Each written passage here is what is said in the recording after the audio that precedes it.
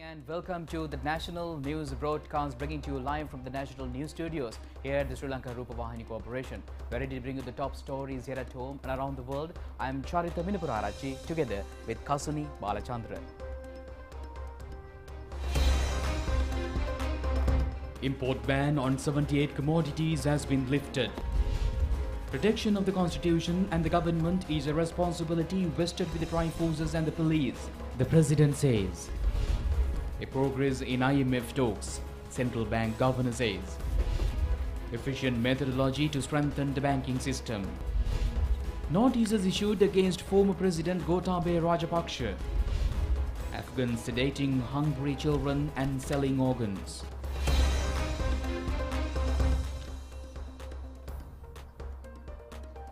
On to those and other stories in detail now, and starting off with the top local story. Permission has been granted to import 78 commodities which were restricted from importation classified under the HS code. The majority of the import ban lifted commodities are raw materials related to apparel and beauty culture industries. Brake pads, State Minister Ranjit Siambalapitiya said that the relevant gazette was signed by President Ranil Wickremesinghe yesterday.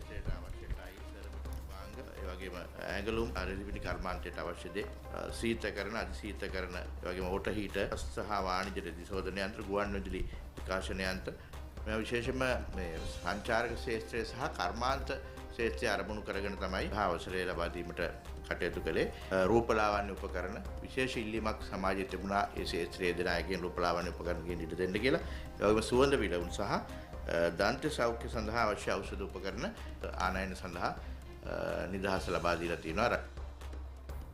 President Ranil Wickremesinghe emphasized that the protection of the Constitution and the government is a responsibility vested with the triforces and the police. He pointed out that all ranks from corporal to field marshal should work towards this duty.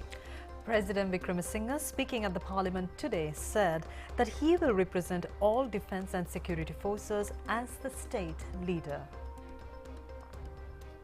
මුජිබුර් රහමන් මන්තුමා කිව්වා ජනාධිපතිතුමන්ගේ සිතේ දැන් තුන්බිය ඇති වී ඇති බව. මම ඔබතුමාට කියන්න ඕනේ තුන්බිය. President Ranil Wickremesinghe pointed out MP Mujibur Rahman claimed that 3 fears have arisen in the president's mind. However, he said that fear of disease, fear of inhumanity and fear of death can occur in a group of people. Accordingly, he requested MP to listen to the Ratana Sutra to clarify that point, as a person never has 3 fears. He said MP Vijitha Herath claimed that Ranil Wickremesinghe, who sat in the presidential chair, thanks to the Aragalaya, is suppressing the same Aragalaya today. He pointed out that if the president of this country goes, the prime minister should take that position, not due to the merit of the Aragalaya. He said that according to the law, he should have been the active president.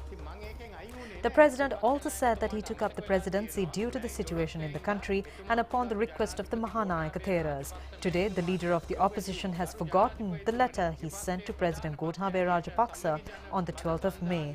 Reading the letter, President Ranil Wickremesinghe quoted, "Mr. President, I declare that I have not decided to accept the post of Prime Minister as the leader of the Samagi Jana Bala Sandhanaya to form a short-term government under the leadership of the SJB alliance as the main party of the opposition." Unquote. Speaking about the army, the president said that certain entities claim that the expenditure of the army has increased. He added that the allocations of the military cannot be reduced in 24 hours and that 25,000 employees cannot be relieved of at once. He said that necessary action will be taken according to a well-formulated plan. The president said that the army had to bear more expenses this time. Although the number of troops had decreased, promotions have increased. He said that the government has deployed the army for food security programs. Also, he added that the government receives an income from military farms and instructions have been issued to use the army as much as necessary for the transportation of those goods. The president said that the government is working according to the Security 2030 report, looking into the future of the army and the defences. He thanked all the armed forces personnel who worked to protect the parliament from the violent mobs that day. He also said that according to Article 9 of the Constitution, the army has the power to stop any acts of violence towards the Constitution and its people. He said that some members of the clergy are protesting and causing a disturbance. The Sangha has religious activities to attend. It is a different matter that laymen are involved in protests, he added. He also reminded the Minister of Education that not a single university student is in custody. He said that Vasantha Mudalige was a university student for 8 to 9 years and he is still a university student. A student can only be given 1 year extra. After that, they should leave the university. He emphasized his aspiration to protect human rights. Anarchy and violence cannot be allowed to encroach on human rights. He added that human rights cannot be used to create violence and anarchy. Those who cause violence in the name of human rights cannot be protected, he further added.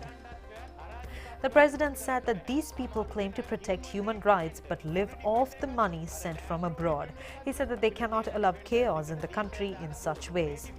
The president claimed that the leader of the opposition has said that he will adjourn the parliament, but the president said that he has no right to adjourn the parliament. The majority is not those who shout.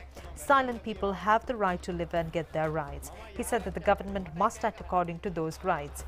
He said that conspiracies are underway to arrest the police officers under the guise of human rights. Perhaps the police have violated human rights. He added that the government is ready to take action against police officers who are at fault only when they are found guilty. Human rights cases are filed against the police to stop them from taking action against those who create emergencies and riots. He requested the Attorney General to look into this. If they do that, the law should be implemented, he added. The president said that everyone in the security forces has a responsibility to protect the government if such a situation arises. Everyone from corporal to field marshal should work together to protect these institutions. He expressed his gratitude to the 3 armed forces and the police who are committed to this service. මගේ ප්‍රධාන මයි direct MST අධ්‍යක්ෂව ඉවත් කරන්න කියලා. මොකක්ද එයා කරපු වැරද්ද? මානව හිමිකමක් දැනගන්න ඕනේ මේ ගිහින් ඇඟිලි ගහන්න නැතුව ඉන්න මේ වැඩ කටයුතු වලට. සේවය කරන හැම නිලධාරියෙක්ම එහෙම අවස්ථාවක් වුණොත් ආණ්ඩුව ආරක්ෂා කරන්න. යට ඉන්න කෝපරේල් ඉඳන් උඩහම ඉන්න අපි ෆීල්ඩ් මාෂල් ඔක්කොම එකතු වෙලා මේ ආයතනය ආරක්ෂා කරන්න ඕනේ. ඒකයි අපි කරන්න ඉන්නේ. And meanwhile, the Ministry of Power and Energy says a massive transformation is expected in the field of energy by 2023 using renewable energy. The ministry has indicated that relevant plans have been introduced to the budget 2023. The majority power requirement expected to be generated through renewable energy sources in 2023. The ministry has said that the development plans have been formulated while directing attention over solar, wind and thermal energy sources. A high demand persists over the use of solar power for energy generation amidst the prevailing economic situation in the country. Investors are now directing their attention on investment opportunities with increased payments made for renewable energy. The Ministry of Power is planning to initiate a long-term proposal on renewable energy generation from 2023 to 2042. So far, 99.5% of the overall power requirement in the country has already been facilitated and is expected to reach 100% by next year. The expenditure heads of the Ministries of Power and Energy and Water Supply will be taken up for parliamentary debate tomorrow.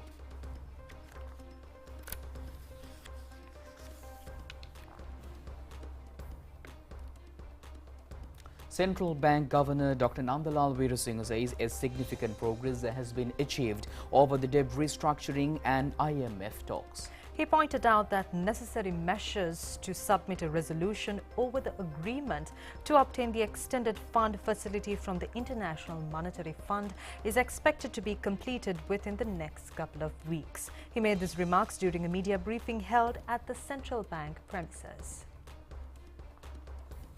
Been managing this situation without any kind of significant financial flows from the outside since July.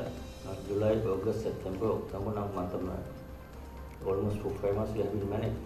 That's why I see still we can manage this situation without deteriorating the. So if you look at the situation that we had in April, May, June, even July. And without all these additional inflows or building finance and short-term finance, we had some from ADB world, a small amount, but still we are managing. This is where the first important is to curtail the demand for imports. The multiple study has, as a result, we have been able to manage. So we can manage continuously. If we had managed 4-5 months, I don't see any reason why we can't manage next couple. another couple of months, without having a destabilization, without having a shortage of personnel, we can manage. We continue to have engagement with both. The first one is to obtain financing assurances from bilateral creditors. That is, we are in the process. We have made very good progress in terms of our discussion.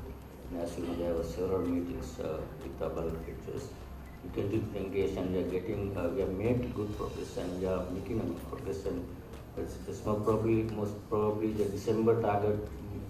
Still too early to say whether we would not be able to, but it will be a bit optimistic for us to be able to meet the December target. But if we miss that, probably still we have a time until January. That if we can get the assurances from our bilateral creditors within next couple of weeks, still we have time. I think either December or January. We are very confident the way that the discussions are going ahead. We will be able to get assurances soon, so that I can submit their proposal to the board sooner. And there are a lot of stories I see in the media saying that if we miss December, it will be next March. It's completely misleading.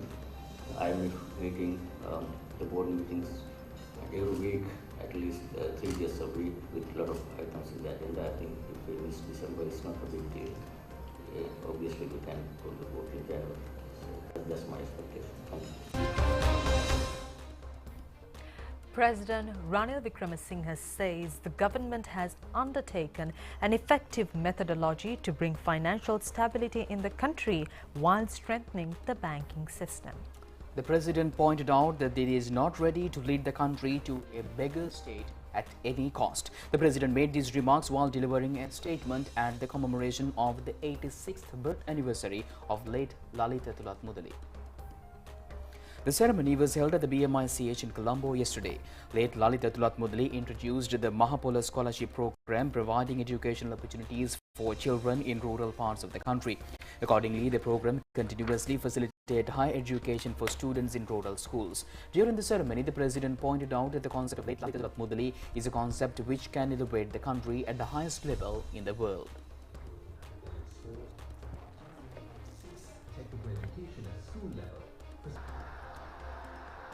We are not looking at the 4 years for the stabilization program, the modernization afterwards. It's running together. Supposed to start next year, but we've already set it, getting the stabilization program and starting the structural reforms also at the same time. So this is where we are. And one wish on the structural reforms. As a policy, we accept that the government should not be running businesses. Full stop. Except one. That is the exception amongst others. It will bring some discipline in. And what we did today, a digital economy. So it's a highly competitive economy which is export oriented, which has social protection, environmentally friendly, and the characteristics is a blue-green economy. It doesn't apply to the government of today, and a digital economy. So this is what we have. Now we have to go ahead. We can't be begging anymore. We can't be going to countries and asking for loans anymore. We have to learn to stand on our own feet. Speaker Mahinda Pabewardena was present at this occasion. Meanwhile, the sale of the first ticket of the 5,000th lottery draw of the Mahajana Sampatha was presented to President Ranil Wickremesinghe this morning. The Mahajana Sampatha lottery draw took place at the Parliament premises. Acting Chairman of the National Lotteries Board, President's Council Ronald Z. Pereira presented a ticket to the President. Prime Minister Dinesh Gunawardena was present at this occasion.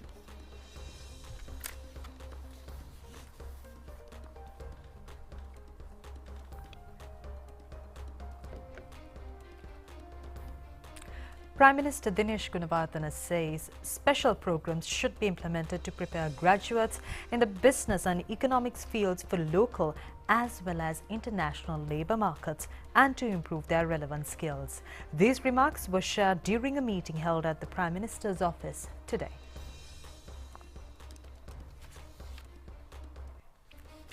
Deputy Vice-Chancellor of Northumbria University in Britain, Professor John Rest and President of Business Management School in Sri Lanka, Dr. W.A. Vijayawardena, called on Prime Minister Dinesh Gunawardena today. The Prime Minister pointed out the need for special curriculum to improve skills in economics, financial management, trade and commerce, as well as nursing and medical sector. Lengthy discussions were held on the ability to establish a close cooperation in research and development sector. Secretary to the Prime Minister, Anura Dissanayake, was present at the occasion. Parliamentarian Buddhika Pathirana alleges that the information relevant to liquor cannot be obtained from the barcode mentioned in local liquor bottles. The parliamentarian made these remarks during a media briefing held in Colombo today. Upon an inquiry, the Excise Department mentioned that all data should be added into a new software, but some of the institutions are yet to enter their details into the system. However, the Excise Department has indicated that more information regarding the contents can be obtained by calling the number mentioned in the sticker related to the liquor production. The new software to access information into liquor products was launched last month and currently in the process of being updated. The Excise Department further indicated that 400 million stickers have already been issued thus far.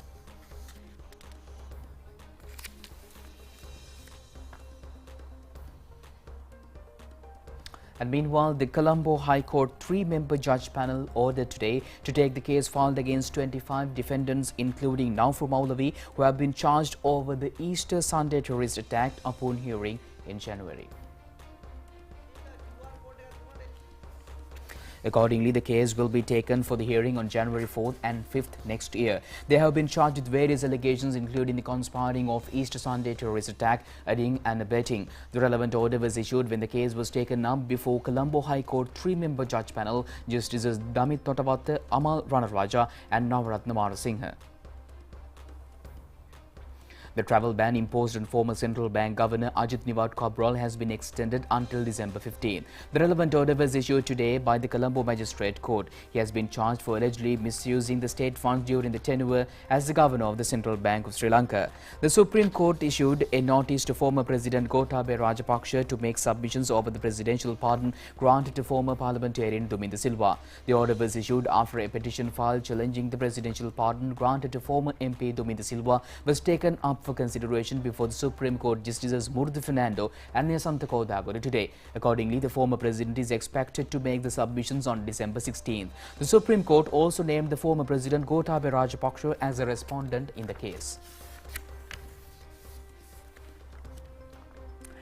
The draft bill of the Poisonous Opium and Dangerous Drugs Amendment Act No. 41 of 2022, recently passed in the Parliament, was signed by the Speaker yesterday. It was revealed that powers have now been vested to impose a death penalty to any individual charged with the possession of over 5 grams of ice in the country. 16,000 out of 26,000 inmates in prisons thus far have been identified as inmates in remand custody. 65% of the inmates in prisons have been alleged with various charges related to the ice drug.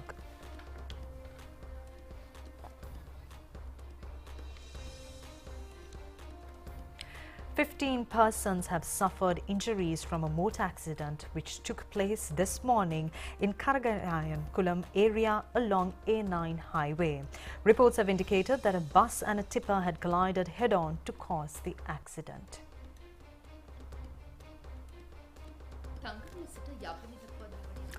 Accordingly, a bus travelling from Tangol to Jaffna had collided with a tipper which was travelling from the opposite direction. The passengers of the bus were admitted to Mankulam Hospital for treatment.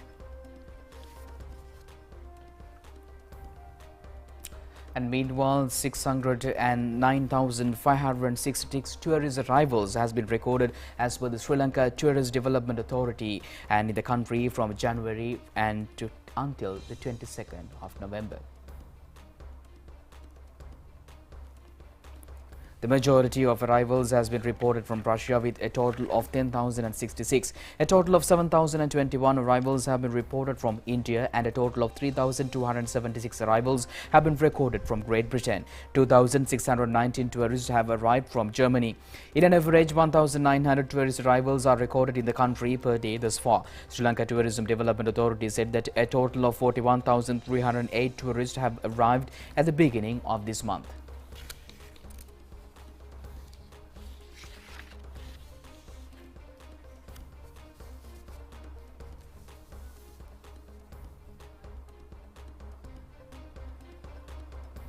Stay tuned for international news after this break. இந்த பண்டிகை காலத்தில் தேர்ந்தெடுக்கப்பட்ட விற்பனை நிலையங்களில் peoples bank credit கார்டுக்கு 60% வரையிலான விலை கழிவுகளை பெற்றிடுங்கள். அத்துடன் வட்டியில்லா தவணை கொடுப்பனவு திட்ட வசதிகளை மேலதிக சலுகையாக பெற்று மகிழ்ந்திடுங்கள்.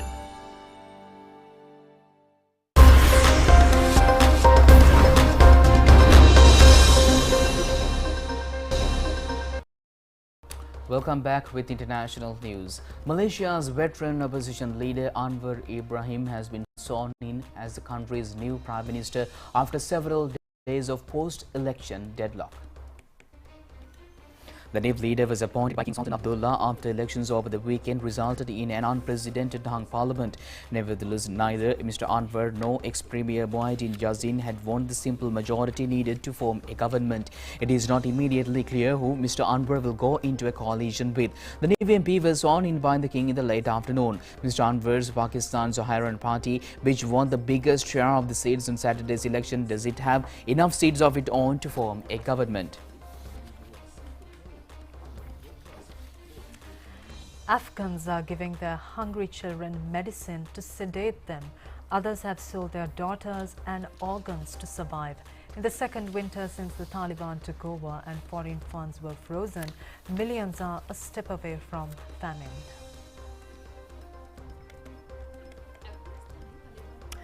A father said that their children keep crying and they don't sleep. We have no food. He said that they go to the pharmacy to get tablets and give them to our children so that they don't feel drowsy, rather so that they feel drowsy. He lives just outside Herat, the country's third largest city, in a settlement of thousands of little mud houses that has grown over decades, filled with people displaced and battered by war and natural disasters. Abdul is among a group of nearly a dozen men who gathered around us. We asked how many were giving drugs to their children to sedate them. Ghulam Hazrat felt in the pocket of his tunic and pulled out a strip of tablets. They were alprazolam and tranquilizers usually prescribed to treat anxiety disorders. 5 alprazolam pills now cost the same as a piece of bread. Ghulam has 6 children, the youngest a year old. I even give it to him, he said. They said they were giving their children these medicine. They are usually prescribed to treat depression and anxiety. Doctors say that when given to young children who do not get adequate nutrition, drugs such as these can cause liver damage, along with a host of other problems.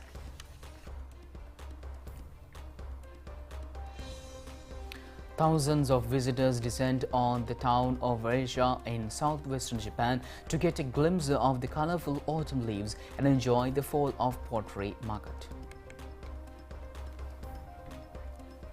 The area around Aricha in Saga Prefecture has been produced some of the country's most famous porcelain since the 17th century. The local tourism association says around 160 pottery makers and other businessmen have set up stalls along the town street. On sale are an assortment of dishes, cups and other delicate items.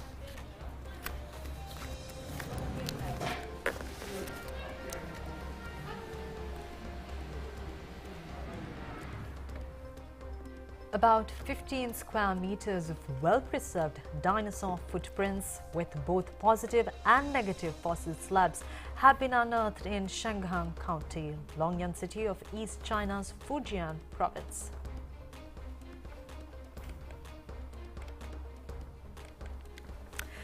The discovery of such a large area of well-preserved dinosaur imprints is rare across the globe, said experts from the National Expert Committee on Paleontology and Fossils. The fossils contain sauropod and theropod dinosaur footprints and a clear symmetrical ripple structure which clearly represents the sedimentary environment of lacustrine feces back then. More than 30 footprints of 6 dinosaur species were recorded by the imprints. These fossils are quite rare in terms of both amount and clarity, which makes them of great significance to the study of the living habits and the living environment of late creatures of dinosaurs, said the researchers.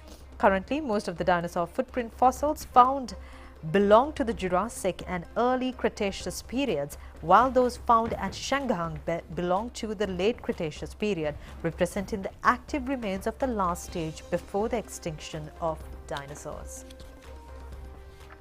මෙහෙම දිනන්න මෙහෙම වන්න Prima Katumi Fantamai.